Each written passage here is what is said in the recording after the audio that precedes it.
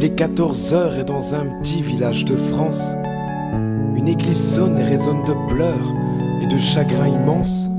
Tout le monde s'est réuni pour faire un dernier au revoir, un frère, un fils, un ami avant qu'il soit vraiment trop tard. Oui, la mort a encore frappé à la porte d'une chaumière et même s'ils peuvent encore pleurer aujourd'hui, ses proches ne peuvent plus revenir en arrière.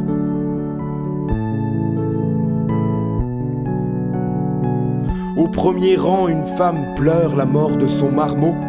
Ça fait 3 jours qu'elle le sait, mais elle n'a pas lâché un mot. Prise dans ses pensées, elle se rappelle de son tio, de quand il partait l'après-midi, rejoindre ses potes au bord de l'eau. Quand il lui disait « Maman, je reviens, je vais juste faire une balade à vélo ». Mais ce qu'elle savait pas, c'est que son môme, en cachette, fumait des bédos.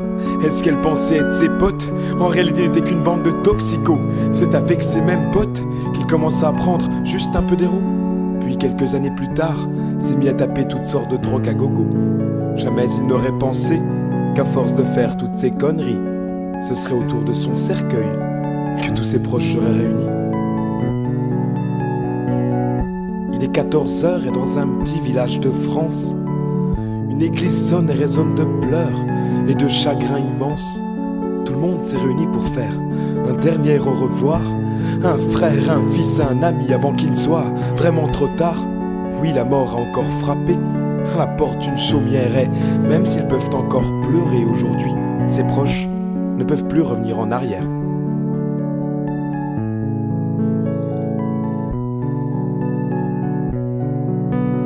Au fond de l'église, une bande de jeunes pleure, les yeux bien bas. Ils n'auraient jamais pensé voir leurs potes ici pour la dernière fois, allongés, maquillés, dans une grande boîte, les bras en croix.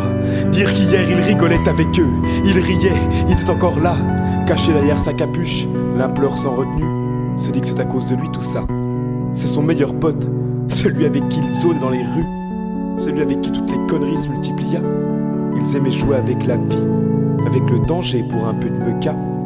Mais jamais il n'aurait pensé que son pote ne s'arrêterait pas là, et qu'un jour comme tous les autres, sur cette terre ici-bas, son pote prit un aller simple, sans retour possible pour l'au-delà.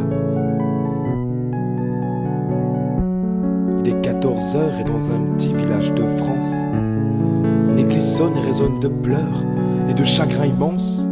Tout le monde s'est réuni pour faire un dernier au revoir, un frère, un fils, un ami avant qu'il ne soit vraiment trop tard. Oui, la mort a encore frappé à la porte d'une chaumière et même s'ils peuvent encore pleurer aujourd'hui, ses proches ne peuvent plus revenir en arrière.